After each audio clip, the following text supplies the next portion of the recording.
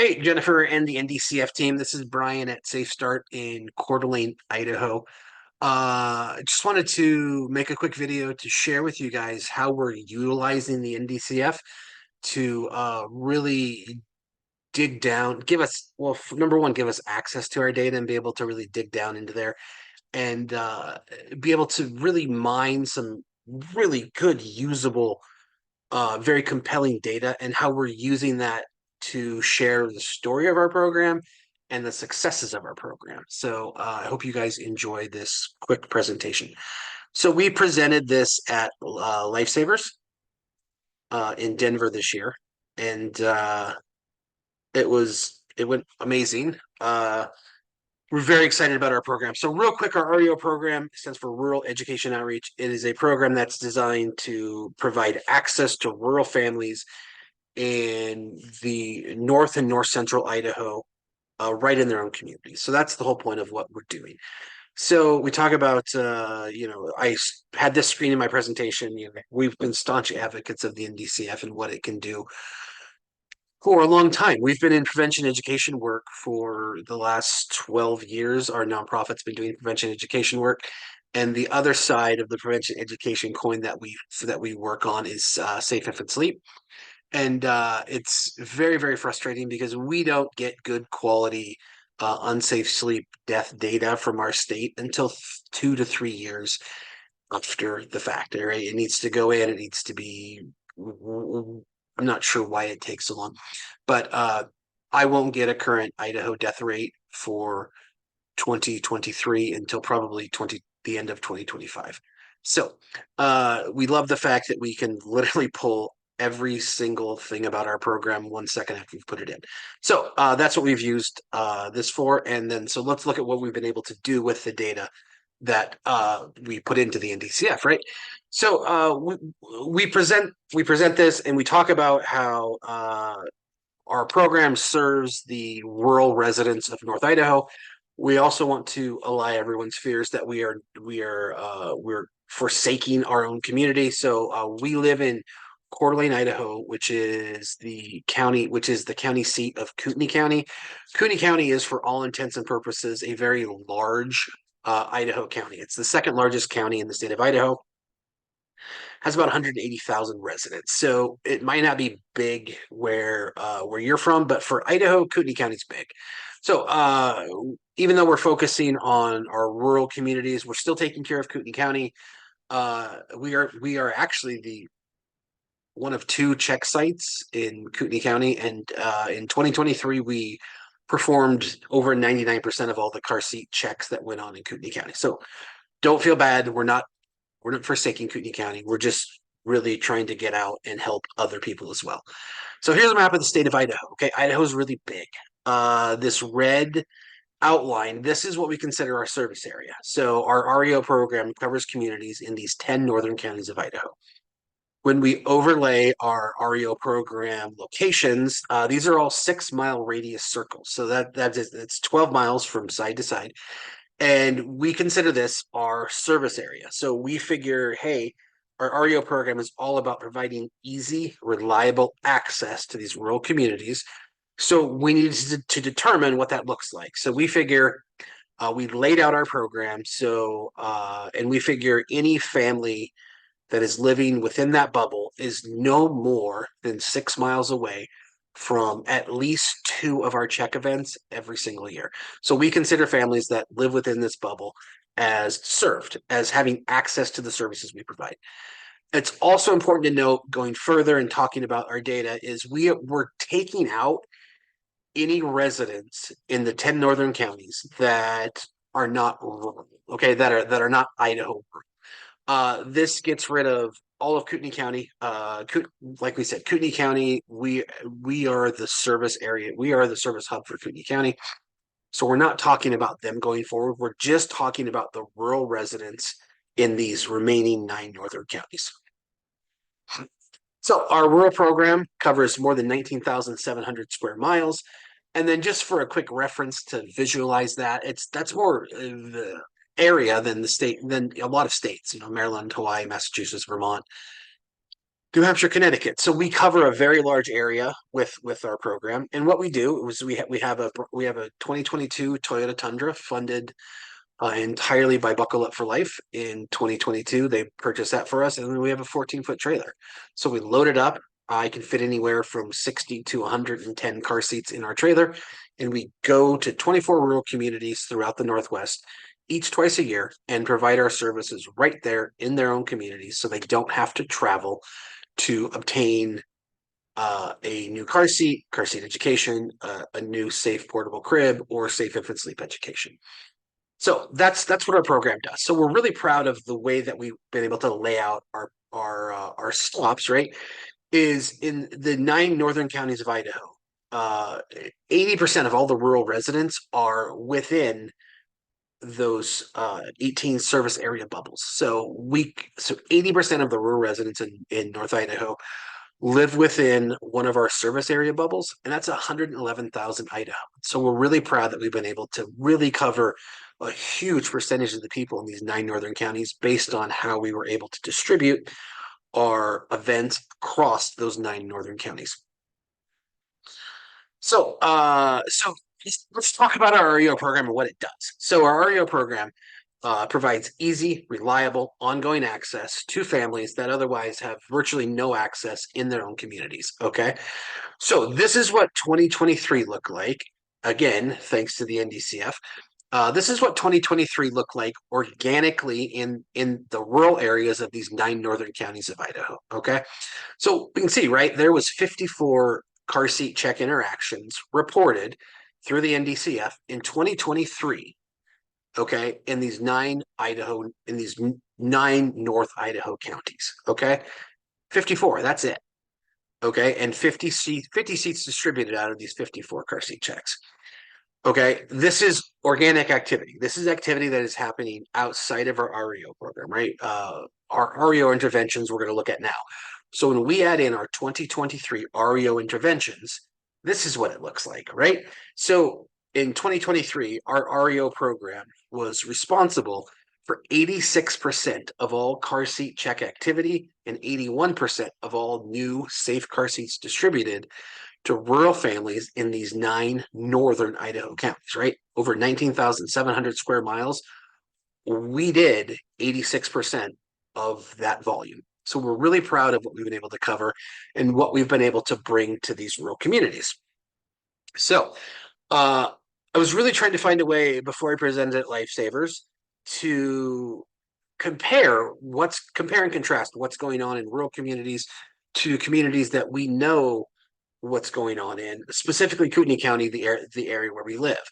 And so, like, literally the night before I presented at Lifesavers, I came up with this thing in my head called service access rate.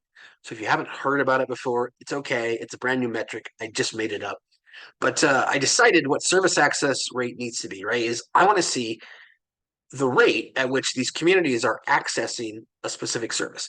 So service access rate, it's the rate at which a community's residents are able to effectively access a program or service, right? It's not just a measure of whether or not they have access to it, right? It's a measure of whether or not people are actively engaging and using that service. A great example is I can take our brand new Toyota Tundra, courtesy of Buckle Up for Life, and our mobile safety lab, and I can go down. I can drive an hour and a half to Orofino, Idaho, and I can park in a parking lot. I can put a sign out.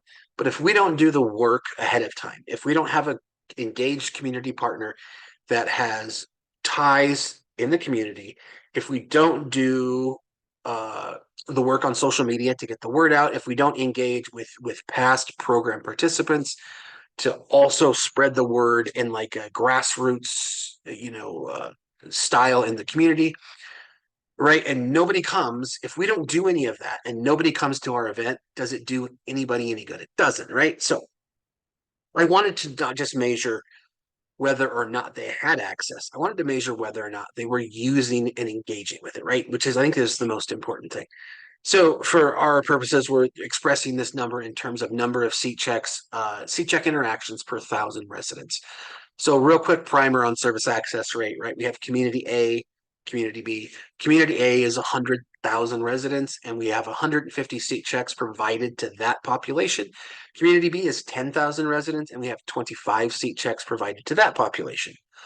Okay, so the service access rate in population 1 is 1.5 and the service access rate in population 2 is 2.5. Okay, we didn't provide more seat checks to population 2. It's just people are accessing those services at a greater rate than population.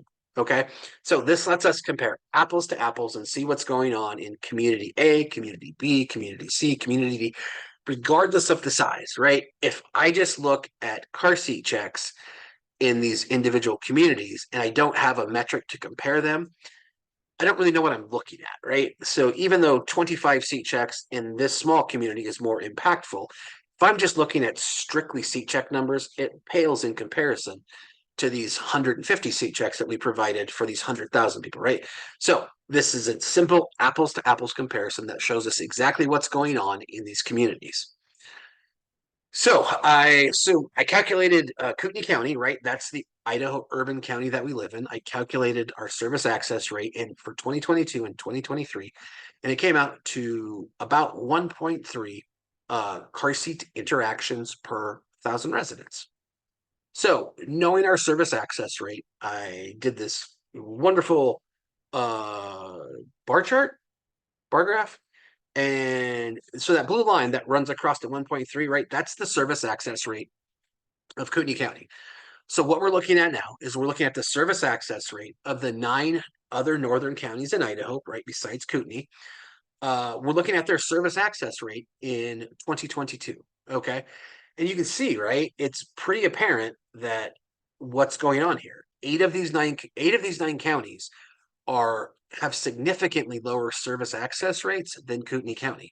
There is one county that is doing better, Nez Perce County, and that's thanks to a friend and a partner of ours, and she does an amazing job with her program down there, and she does wonderful work. But if we take Nez Perce out, right, 8 of these 9 counties, the families are accessing services at a rate significantly less than families in Kootenai County are accessing services, right? And our whole theory behind our REO program is people want to be able to access these services. They just don't have access to them. So if we provide access to them in their communities, will they in fact access these services? Okay, so that's what our REO program is trying to determine. So when we look at 2023, right? So we put 2023 on here. It looks much the same, right? 8 of these 9 counties are still accessing services at a rate significantly less than families in Kootenai County are. Okay, and why is that? It's a great question, right? I mean, there's any number of barriers that keep people from being able to access services: financial, time constraints, childcare, lack of transportation. In North Idaho, distance is a big thing. Many of our communities, it's a 60, 70-mile drive to the closest store to be able to purchase a new car seat. Okay. So there are tons of different reasons why families aren't accessing these programs. And to us, we believe it pretty much comes down to they don't have access, they don't have close, reliable access in their own communities. So that's what we aim to fix. So this is what 2022 and 2023 look like before our REO program. Now, when we add our REO interventions, something really incredible happens. That happens, okay? And I love it every time I see it.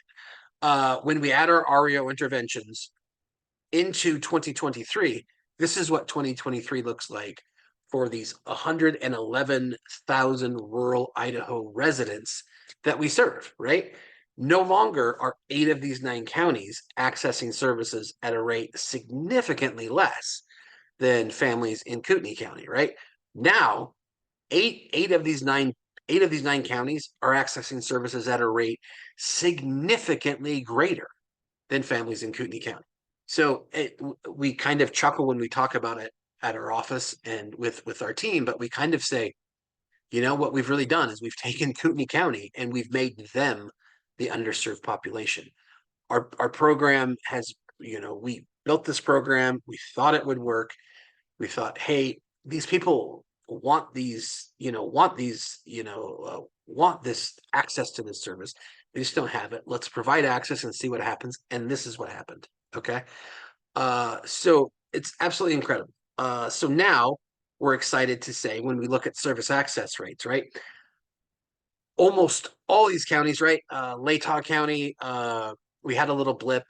When I run the data next year, they will be accessing services at a rate significantly higher than Kootenai County. But right now, we in 2023, families in Benoit County access services at a rate 2.3 times that of families in Kootenai County.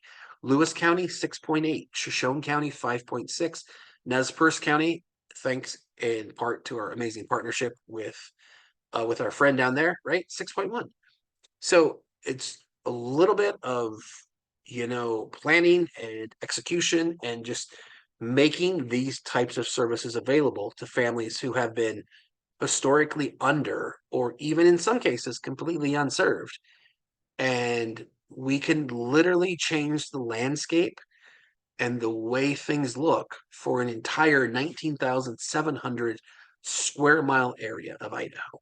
So, we realize this is Idaho and it's part of Idaho, and it's everyone lives in different areas. But what we took away from this was, it's really not that hard to really elicit some pretty significant and meaningful change in what's going on in your area if you just have an idea and do the work. And so we wanted to share this with you guys. Our REO program is all about removing barriers, providing access, and rural communities now accessing services in a significantly greater rate than urban communities, right? This is the definition of equity, right? It's not just giving everybody the same thing, it's giving everybody what they need to access the services the same as anybody else. This is a picture of my personal truck when we first started this program. Not only did we distribute new car seats, and we distributed, I think 340 car seats through this program last fall, but not only do we distribute new car seats, we also remove unsafe resources, so car seats, cribs from those areas, and dispose of them so they don't circulate forever and ever. But thanks to the NDCF and our ability to have access to our data, we're able to do presentations like this and really delve into the data and say, look, this is what's going on. This is the change we've seen. And so a huge thank you to you guys. We love the NDCF. Whatever we can do to ever help out, please let us know. We're very grateful. But this presentation still happens without the NDCF, right? I think I've told Jennifer before the NDCF, I had a database, a Microsoft Access database where I would enter the check forms into. I don't know how to use it now, but I knew I needed to keep my data, right? I mean, in the prevention education world, like, data is gold. So I kept my data. I didn't know how to use it. I could never pull anything out of it. So the detail that I'm able to get for this presentation, and this presentation, now that we've presented it at Lifesavers, it's being shared with our Rotary clubs, local funders, people that have given us grant money to do this program, right? All this is being shared, and I feel like it's such a compelling presentation because of the data, because we can show the change, we can show what's going on. And that's all thanks to the NDCF. So thank you guys for putting out a great tool for us in the car seat world. And we are a small organization, but we are pretty mighty here at Safe Start. So whatever we can do to help, please let us know. We are your #1 fans, and thank you again for all that you do, and we appreciate everything that you guys do. So that being said, I'm going to sign off. Thank you, everybody, and have a great day.